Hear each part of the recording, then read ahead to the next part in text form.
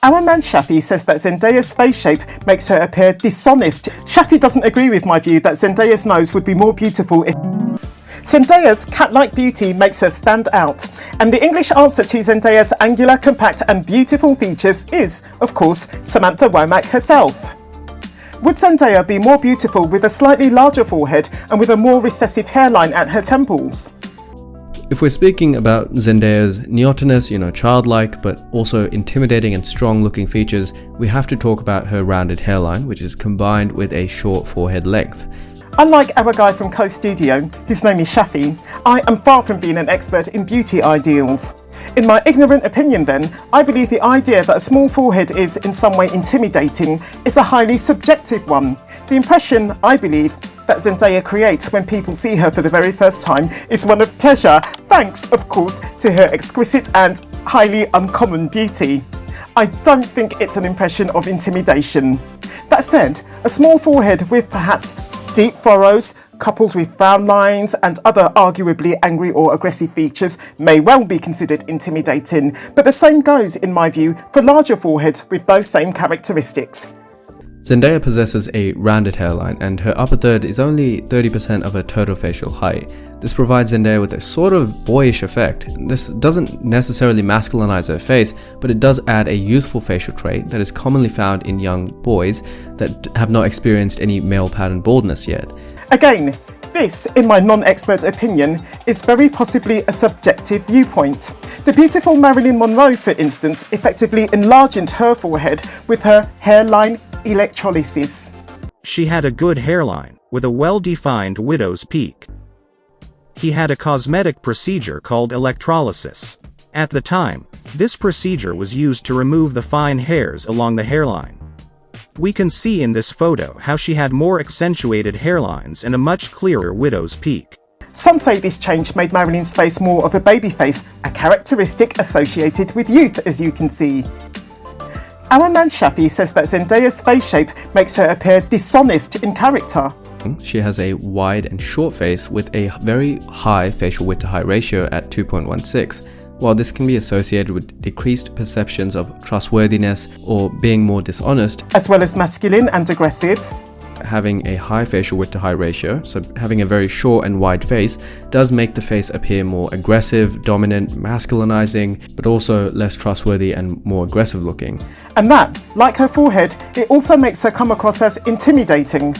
This face shape and essentially the facial width to height ratio is exactly why Zendaya has an intimidating look, where she can look like a character that will speak her mind and is not going to be a save me damsel in distress type. Judging by facial appearance alone, most people, in my view, would not see either Samantha Womack or Zendaya like this. The square shape to Angelina Jolie's jaw is a rather masculine feature, says Shafee, which actually meets Western beauty ideals for women. These ideals include a wider face with traditionally more masculinizing facial proportions. That is yet another contentious statement, in my opinion, as I believe that most women from the Western world would want the Ariana Grande jawline, a well-defined V-shape with a literally beautiful gonial angle, rather than the square jaw of Angelina Jolie, or of J-Lo.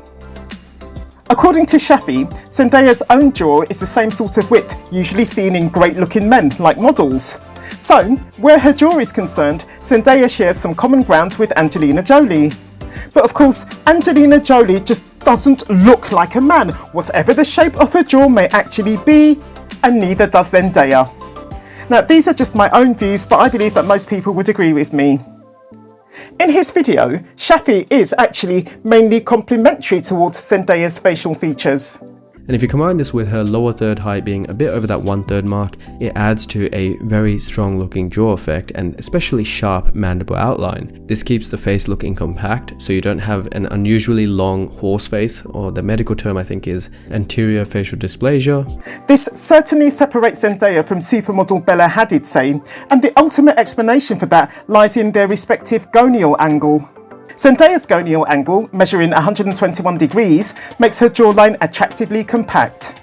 Bella Hadid's gonial angle, which is a few degrees wider than Zendaya's, makes her jawline somewhat too steep, giving her face, some might say, a horse-like look. Born in 1996, Zendaya may find her ability to convince in the role of a teenager coming to an end once she's past 30, say. From playing high schooler MJ in the Spider-Man universe to a high schooler on 2017 Zapped, her current underage look coming from none other than her jaw. she has a mix of juvenile and dimorphic features that more so align with Western ideals.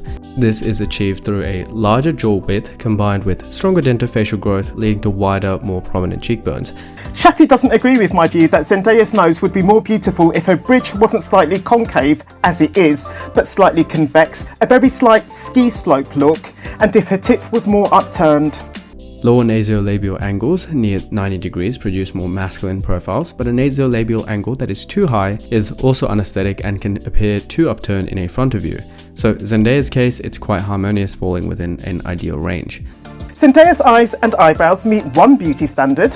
What they concluded was high bending eyebrows with small eyes and a round face, low bending eyebrows with large eyes and a longer face will make the facial image have higher attractiveness scores. From which Shafee draws the following conclusion regarding Zendaya's eyes and eyebrows. Zendaya leans more to the first example with a high bending eyebrow with smaller almond shaped eyes or cat shaped eyes and a round wide face as opposed to an elongated one. But there's another standard by which the balance between Zendaya's eyes, at least, may be measured.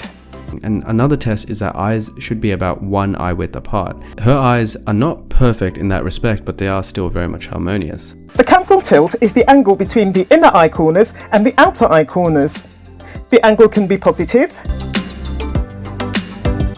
neutral, or negative. What makes a positive canthal tilt so attractive in women, as in Zendaya's own case, is the youthful and highly alluring cat-like look that it affords the face. And what in turn characterises a positive canthal tilt as both youthful and alluring is, quote, the fact that the palpebral fissure is deeper in children than in adults makes it a neonatal feature, and the fact that it is again steeper in females than in males after puberty also makes it a sexually dimorphic feature. Those of us who weren't lucky enough to have been born with a positive canthal tilt can get canthoplasty surgery, also known as fox eye surgery or cat eye surgery, just like Bella Hadid and Kendall Jenner are both believed to have done. Zendaya's nose is a lot narrower than it used to be thanks to her nose job, but I feel her face would be a bit prettier if her nose were a fraction narrower still. As such, while I agree with what Shafee says about Zendaya's lips, I don't fully agree with his observation relating to her nose. In terms of ratio, she maintains an ideal lower to upper ratio, where the lower lip should be about 1.5 to 2 times the vertical height of the upper lip, and her nose also maintains a harmonious ratio relative to her mouth. The mouth should be a bit wider than the nose. Shafee's subsequent observations regarding Zendaya's nose and lips reflect the high level of symmetry to her face that he mentions earlier in his video. The mouth width should be wide enough to make contact with the inner part of the pupils.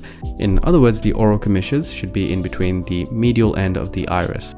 If you've enjoyed this video, then I recommend you to watch this one next. I'll meet you there.